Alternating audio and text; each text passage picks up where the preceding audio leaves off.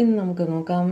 No contact സിറ്റുവേഷനിലാണെങ്കിൽ നിങ്ങളുടെ person നിങ്ങളെക്കുറിച്ച് ഓർക്കാറുണ്ടോ എന്ന്. ഓക്കെ, 2-3 കാർഡ് വെച്ച് 2 ഡെക്ക് എടുത്തിട്ടുണ്ട്. പൈൽ നമ്പർ 1, പൈൽ നമ്പർ 2, ഇത് ഏതെങ്കിലും ഒന്ന് ചൂസ് ചെയ്തോളൂ. കാർഡ്സ് ഷഫിൾഡാണ്. 2-3 കാർഡ് വെച്ച് എടുക്കാം. ഡിവൈൻ, എൻ്റെ വ്യൂവേഴ്സിൻ്റെ പേഴ്സൺ അവരെ ഓർക്കാറുണ്ടോ? ഡബിൾ, വാവ്.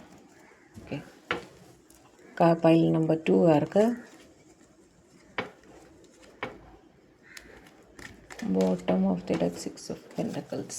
Okay, pile number 1 കാർക്ക് Queen of Swords. Okay, King of Cups, Knight of Cups, Knight of Swords. Okay, നിങ്ങളുടെ ഇടയിൽ എന്തെങ്കിലും ഈഗോ ക്ലാഷൊക്കെ ആയിട്ടായിരിക്കും ഇവർ നിങ്ങളെ ഒരു നോ കോണ്ടാക്റ്റിൽ ഇട്ടിരിക്കുക. അപ്പോൾ പെട്ടെന്നൊന്ന് പിണങ്ങി, അപ്പോൾ ആ ദേഷ്യത്തിനങ്ങ് ബ്ലോക്ക് ചെയ്ത് പോയി എന്നുള്ളൊരു സിറ്റുവേഷനാണ് എനിക്ക് കാണുന്നത് കേട്ടോ. പക്ഷേ വാശി കൊണ്ട് അവരിപ്പോൾ ഒരു കിങ് ഓഫ് കപ്സിൻ്റെ എനർജിയിൽ ഇരിക്കുകയാണ്.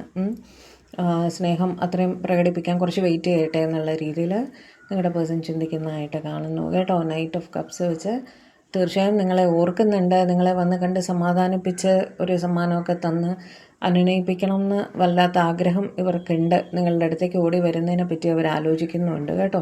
കാരണം നിങ്ങളുടെ അടുത്ത് പിണങ്ങിയിരിക്കാൻ ഇവർക്ക് സാധിക്കില്ല. നിങ്ങൾ അവരുടെ ഒരു ഒബ്സഷൻ പോലെ, ഒരു അഡിക്ഷൻ പോലെയാണ്.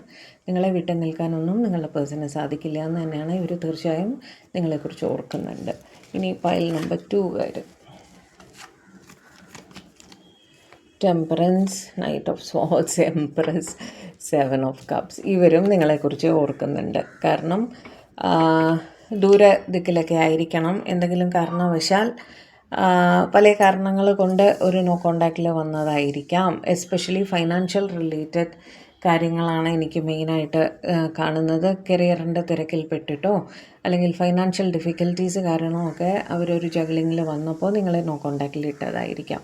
പക്ഷേ അവർ ആ സിറ്റുവേഷൻ ബാലൻസ് ചെയ്യാൻ ശ്രമിച്ചുകൊണ്ടിരിക്കുകയാണ്.